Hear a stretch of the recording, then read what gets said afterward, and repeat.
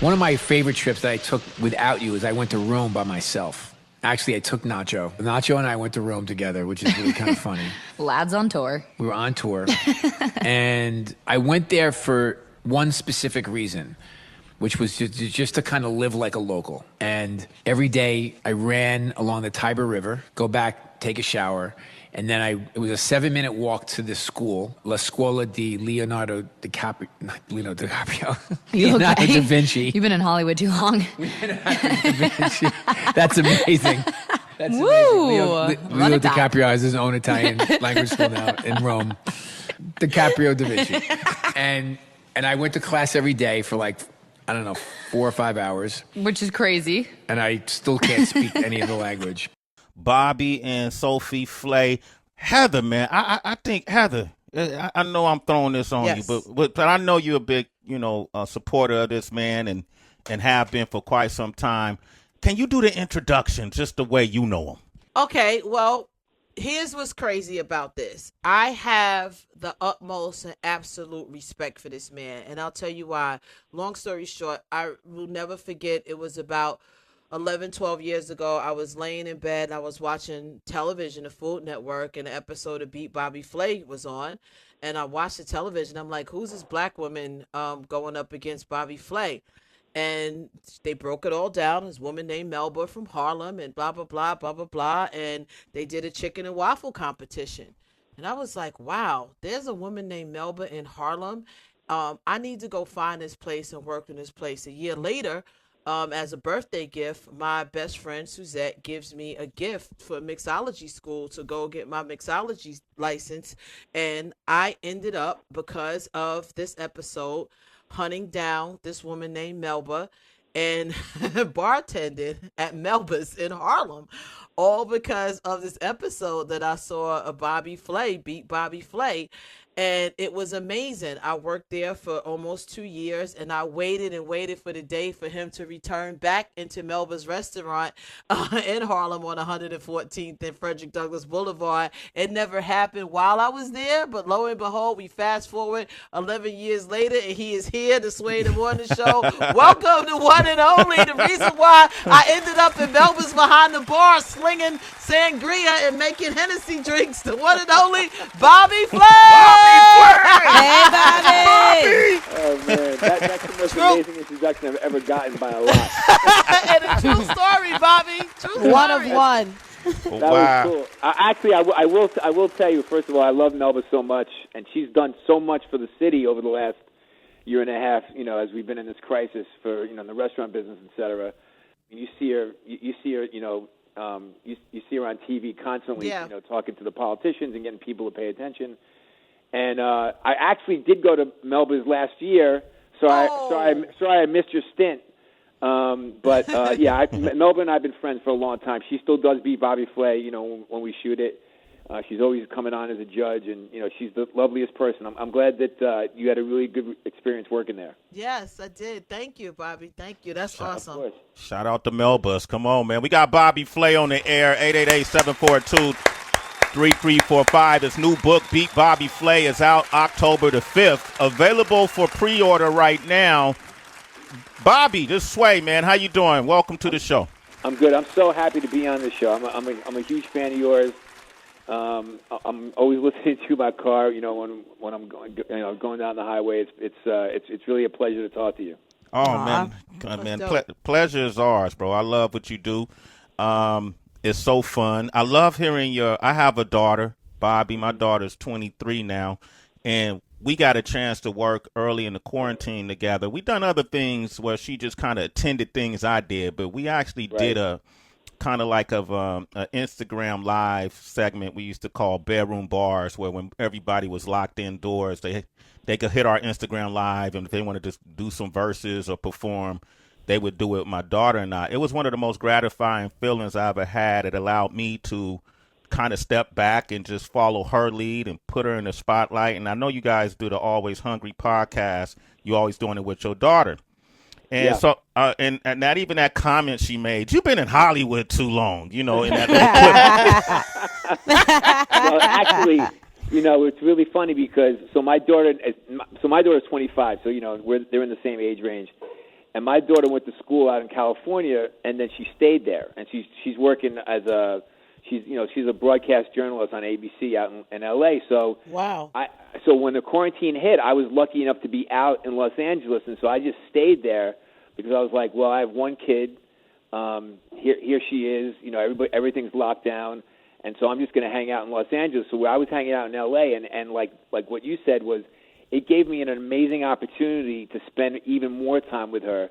And it's one of those things where, like, everybody was cooking at home, eating at home, and it gave you a really good chance. If you were lucky enough to have, some or all of your family around, it got everybody back to the table, like in the old school days where you actually sat around the table and had conversations. And it was really, I mean, like obviously a lot of bad things about this pandemic, but in the silver lining department, that was definitely one of them for us. I mean, we got to spend so much time, and we got to talk about, all the things that were going on in the world, around our table, which to me is the most important place to do it. Did you feel like you got to know your daughter better during that time? Yeah, absolutely, and vice versa. It was just, it's like one of those things, especially like when you're. Listen, I live in New York mostly. She lives in LA most of the time, and we cross over somewhat, but. When you're locked in and you can't go and you have to look each other in the face, so you get to really discover a lot about each other in the very best way. And yourself, right? Oh yeah, yeah. You learned. And I was obviously I was cooking my ass off because every hour or so she'd be like, "What's next?" So I love it, man. Just get it going. Yeah, but thanks. I really appreciate you guys having me on. I'm really proud of this book. We've done I've done over 500 episodes of Beat Bobby Flay. Got to have you on. You got to come and hang out with us. I would love to. Yo, Heather, you about to do Beat Bobby Flay? No, I can't. Oh, well, please. What? What?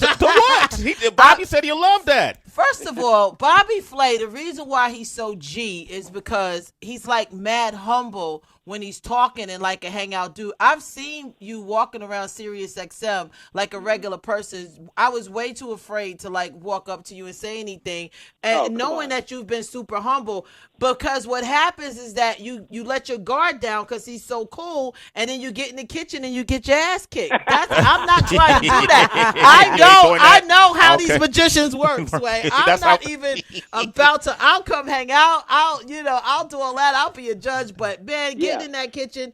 I'm just coming to learn, man. Are you kidding me? No, you can just come on and judge. This way you don't have anything. You have nothing to lose. Okay, hey, Bobby, we're gonna follow up on that, Bobby. Heather B could be a judge on beating Bobby Flay. Y'all heard it first. That would be amazing. You hear that, Tracy? Come on. I actually had a question for Bobby though too, because Sonny and I talk a lot.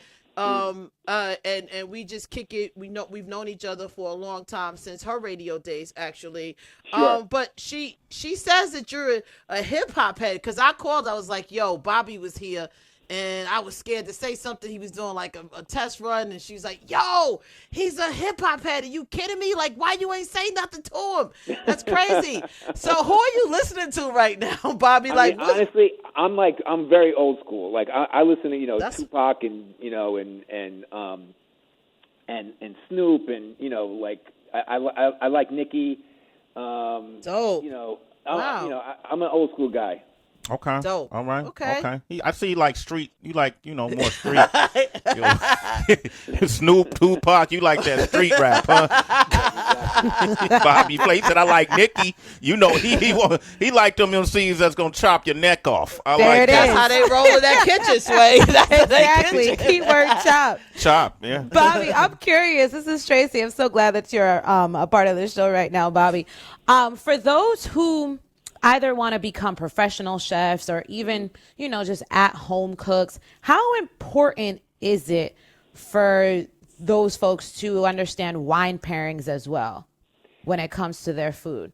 Well, it's a great question. I can tell you one thing. It makes it a lot more fun, that's for sure. Yep. Mm-hmm. I mean, look, the thing about wine is that there's so much to know about wine that no one could ever know everything. And that's the really kind of nice thing about wine, which is that all you have to know is what you like. And the only way to do that is to start drinking a bunch. And so, and that's when I've taken wine classes. Like when I was younger, I took a bunch of wine classes to kind of learn like the basics of like, the different grape varietals. Like in white wine, like this Chardonnay, this Sauvignon Blanc.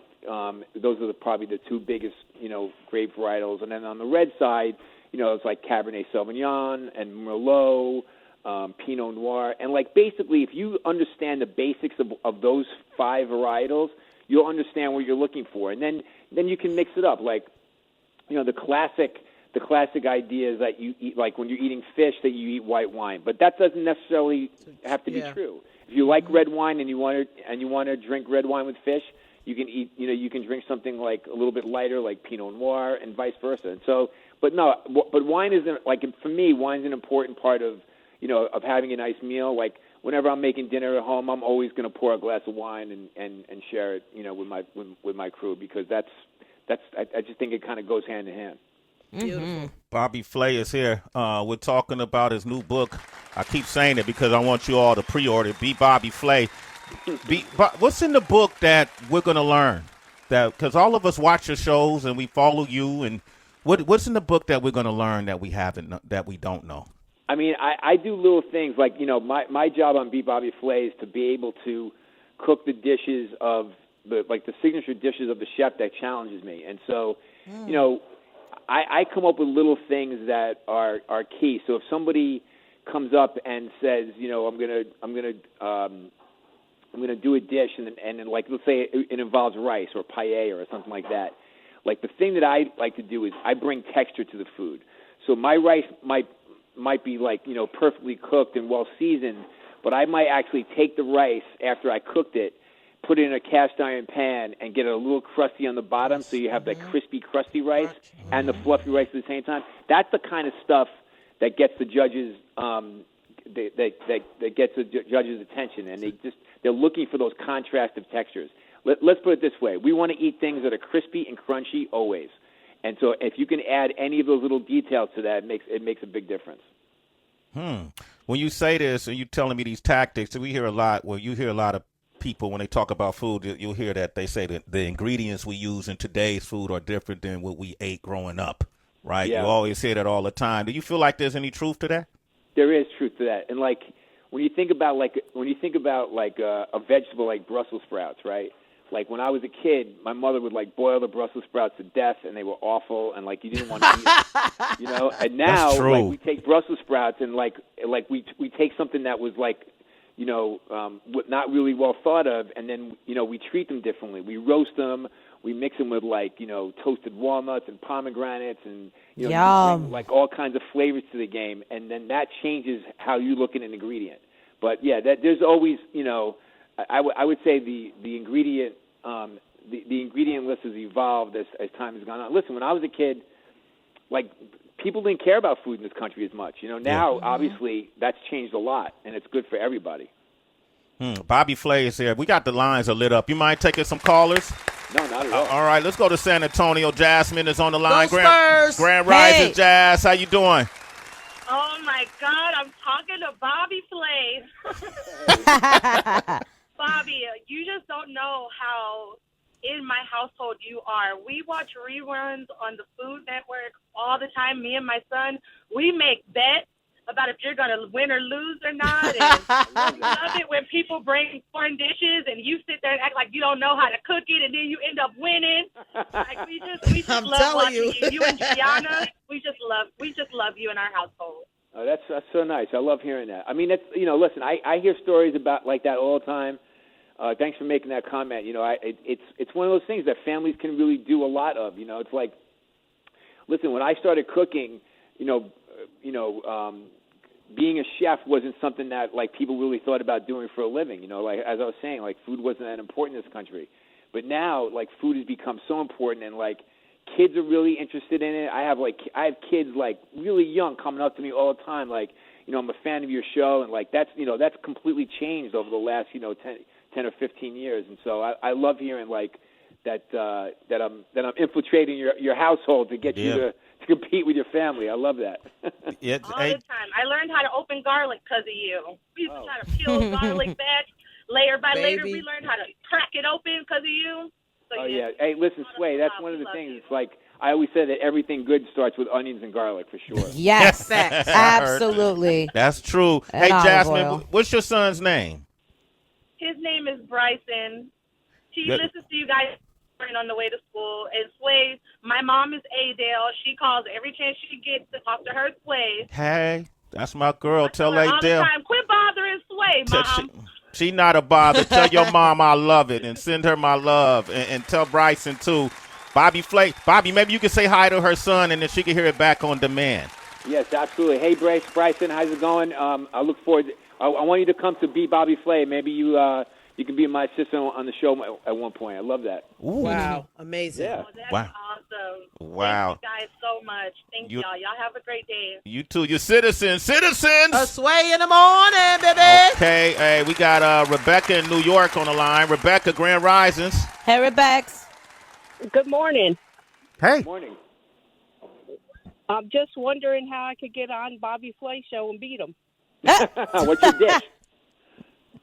I make everything. No. You got to come up with a signature dish. This is your moment. Okay. I make a hell of a potato salad with jerk chicken. Ooh, I like that. I love jerk chicken. Jerk chicken is one of my favorite things. Okay, here's a question for you. When you're making the jerk chicken, do you use a dried spice rub on the chicken, or is it a wet spice rub? I use either or. Okay. She's not telling me what she's doing. She ain't giving up. She ain't nothing. telling me nothing about it. She's not giving it up. You want to give me a couple of ingredients in the jerk rub, or not? You don't want to do that either? A couple ingredients. You can't give them nothing, Rebecca? No secrets? And you trying to get on his show. Girl, you better play the game. He interviewing you, Rebecca. Hey, you got to beat him, right? So you can't tell everything. Listen, hey, Rebecca, let me tell you. I like the fact that Rebecca was like, I make potato salad with a side of jerk chicken. yeah, right. She makes jerk chicken with a side of potato salad. Exactly. Rebecca, so how do people get chosen to be on the show? Well, I mean, the production team, scours the country, far and wide. Most of the people are professional chefs because we want the heavy competition.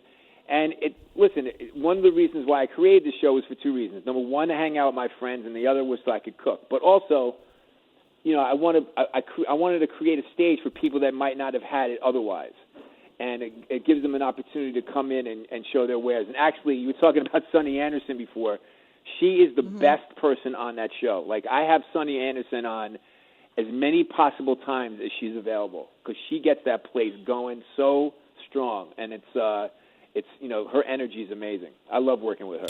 She's divine. We dope. love Sunny. Sunny is amazing, an amazing person, beautiful person. Bobby, when she leaped out on faith to go pursue the culinary realm, she was a cemented, valid, respected, loved, and revered radio personality. And I remember when she made the pivot, she jumped out on faith, and look at her now. So that's indicative of who she is. A game changer, Sunny Anderson. We got Chris on the line from Arizona. Chris, you're the last caller, Chris. Hey, Chris. Chris, you there? Chris? Yes. There you go, Chris. Tell us your story. What's up, Chris? Grand Rising. Hey, what's up? Good morning, guys. Hey, Sway, hey. Tracy G, Heather Hey. B, Bobby Yes. Flay. What up, baby? Hey. Man, I used to watch Bobby Flay back on PBS. It was a show called Grilling and Chilling. Oh, that was Food Network. That was so long that you can't even remember what station it was on. That was like Out here in Arizona, it was on PBS. But either way, it's just an inspiration to me. I've been a chef nowadays 27 years. Wow. My place is called Merkin Vineyards. The owner of the place is Maynard James Keaton from Tool, and we get down. We make pasta. Oh, nice. And What's your signature dish over there? gnocchi. Oh, okay. Gnocchi with prosciutto sage cream sauce. Oh, nice. You got to come on. Maybe you should come on my show and challenge Hey, me to that. Gnocchi is hard to make. Hey, come on, let's get down. Okay. What's your secret? I like to get down and bust off a little anglinote for you. Okay. Oh, and elote. Okay. He's Pasta bringing challenge. out all the stops here, Sway. I like that. You see what he's doing right there, Bobby? He's showing off. This guy. And wait, I don't think y'all heard. Like your restaurant is called what? Merkin Vineyards Osteria. Okay, and who from Tool? Is it Maynard? Is it Danny? Like, who's the Adam? Maynard. Who's the, Maynard's the Maynard from? That's his restaurant. Wow. Yes, sir. Wow. Yes, okay. sir. Okay. Check it out. Merkin Vineyards Osteria. They call me Chef Smithers, and that's what we do. And Bobby inspired you. AZ. Yeah. What's that? Wait, Bobby, he's sounding very serious. He wants to come on. I can feel it. I feel like it. You know? Hey, man, I watch it, and I always want to get down. Okay. But either way, even today. We're playing with fire. I'm gonna make Bobby beat Bobby Flay. Bobby, we're gonna reach out to you, Chef Smithers. We want to see what kind of game you got. Okay. Hey, when you down, Chef Smithers AZ. When you if you get on there, can Maynard come on the show that episode too? Sure. Hey, you know how that goes. Shit, he might want to come. All right. Hey, he might want to come. Yep, Chef Smithers, congratulations on your success, brother. 27 years in the game, man. Salute to you. You're a citizen. Sway, you are a citizen. I want to ask you a question, and it's to celebrate the man because he came on our show a numerous amount of times, and I even saw him outside of the show. What a wonderful person Anthony Bourdain was, his legacy, what he committed, what he contributed, to the culinary industry and the way he shot his shows. And the fact that, a lot what led to his untimely demise had to do with stress and mental health and substance abuse within, and we see that a lot within the restaurant industry, right? I didn't know that it was like that, until we start hearing about Anthony Bourdain's story. Can you speak to that a little bit, Bobby Flay, on what you've seen and experienced and what you hope to see done? I mean, look, the restaurant business has always been a very high stress business. It's a lot of hours. Sometimes the working environment can be tougher than it should be. And also don't forget, it also it's a place where people like to partake in things like alcohol, et cetera, after work, and one thing can lead to the other, and sometimes it could just kind of get to you. I mean, listen, I have nothing but praise for the restaurant business. It's obviously it's been good for my life. I dropped out of high school when I was in 10th grade, and I started cooking right away, and I've been doing it ever since. And so I found it as a place of respite for me. For Anthony, listen, we all knew Anthony Bourdain. He was he worked in the restaurant business. He was sort of like a journeyman chef, kind of went from restaurant to restaurant. Never made his name as a chef, so to speak, cooking. But then when he started writing, I mean, that's when the magic started happening. And was such a great storyteller, and then was able to do that obviously on TV, on CNN, et cetera. And it was a really sad story, but unfortunately his demons got to him. Yeah. But listen, I don't want to put a dark cloud on the restaurant business. It's an amazing business, and it's done great things for lots of people, but it can be a very stressful place to work. Yeah.